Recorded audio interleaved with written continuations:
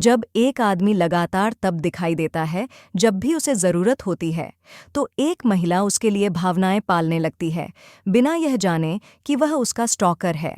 एक दिन समुद्र तट पर डग एक बैग में कैमरा छुपाकर अपनी संभावित शिकार की रिकॉर्डिंग करता है।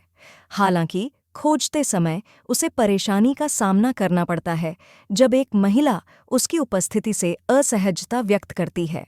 पकड़े जाने की संभावना से बचने के लिए वह पार्क में जाता है और अपनी गतिविधि को जारी रखता है। वहां डग एक खूबसूरत महिला एमी से मिलता है, जो खुशी से अपने कुत्ते के साथ खेल रही होती है। उसकी सुंदरता उसे आकर्षित करती है, लेकिन डग को यह एहसास होता है कि वह भावनात्मक रूप से कमज़ोर है, क्योंकि वह एक जोड़े को चूमते हुए देखकर भावुक हो जाती है। यह उसे उसकी परफेक्ट शिकार बना देता है, इसलिए वह तय करता है कि वह उसे घर तक फॉलो करेगा। अगले दिन डग एमी के साथ सुबह की शुरुआत करते हुए उसे फॉलो करता है, जिससे उसे उसकी पसंदीदा कॉफ़ी शॉप और काम का स्थान पता चलता है। वह उससे और करीब जाना चाहता है, इसलिए वह एक स्टोर में जाता है जो गोपनीय निगरानी उपकरण बेचता है। कुछ दिन बाद डग एमी के अपार्टमेंट में घुस जाता है और महिला की क्रिएटिव डेस्क की जांच करता है, जहां उसे पता चलता है कि वह एक कलाकार है। इसके बाद डग उसके बेडरूम में जाता है और वहां उसे एमी और एक आदमी के साथ कई फोटोग्राफ मिलते हैं। इससे पहले कि वह जलन महसूस करे, वह टेबल पर एक ब्रेकअप गाइड बुक देखता है।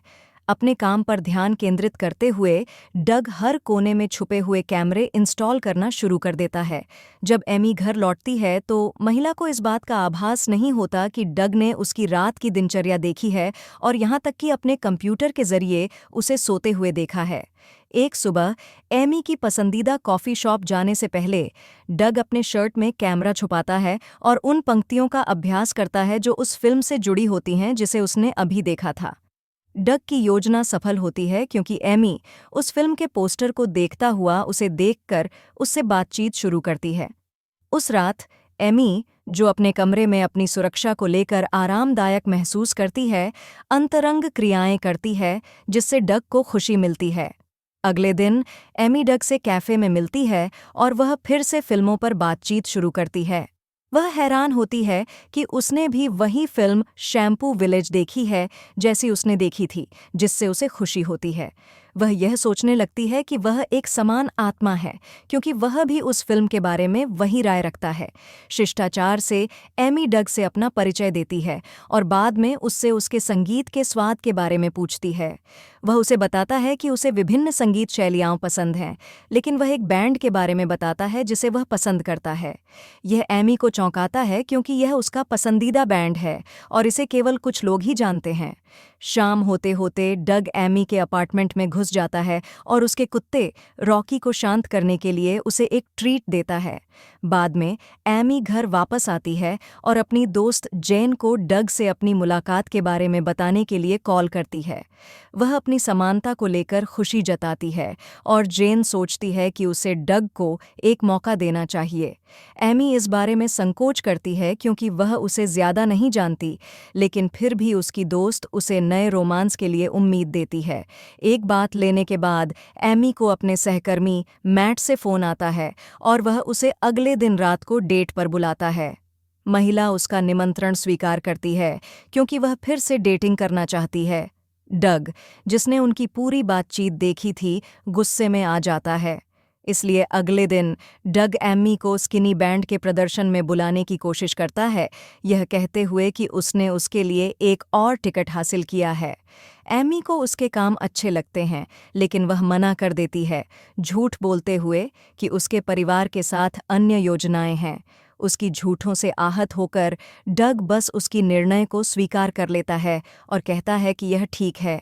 हालांकि जब वह अपनी कार में वापस जाता है तो वह अपनी निराशाओं को चिल्लाकर बाहर निकालता है।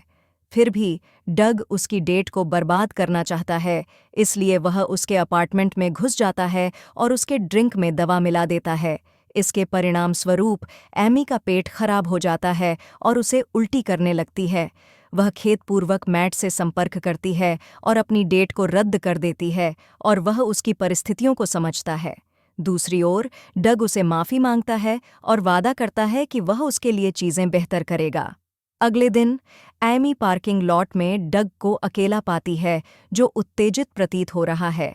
उसे चेक करने पर वह झूठ बोलता है कि उसकी कार खराब हो गई है और उसने जो टैक्सी बुलाई है वह अभी तक नहीं आई। वह यह जताता है कि उसे 10 मिनट में एक मीटिंग में जाना है, तो एमी उसे वहां ले जाने की पेशकश करती है। रास्ते में एमी डग से उसकी करियर के बारे में पूछती है और वह उसे बताता है कि वह एक छोटे पब्लिशिंग हाउस का सेल्स प्रतिनिधि है।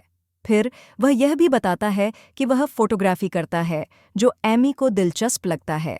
वह उसकी कृतियों को देखना चाहती है, तो डग उसे बताता है कि उसका एक वेबसाइट है। यह सुनकर एमी कहती है कि वह अपनी पेंटिंग्स के लिए अपना खुद का वेबसाइट बनाना चाहती है। डग उसे अपनी सराहना हासिल करने के लिए कहता है कि वह उसे यह वेबसाइट बनाएगा, लेकिन बदले में उसे अपनी कुछ कला को सीडी पर डालना होगा। घर वापस लौटने पर एमी जेन को कॉल करती है और बताती है कि डग उसे अच्छा लड़का लगता है। इसके बावजूद वह यह भी चाहती है कि वह उसे यह न समझे कि वह उसे गुमराह कर रही है, क्योंकि उसे डग के बारे में कुछ अजीब सा महसूस होता है।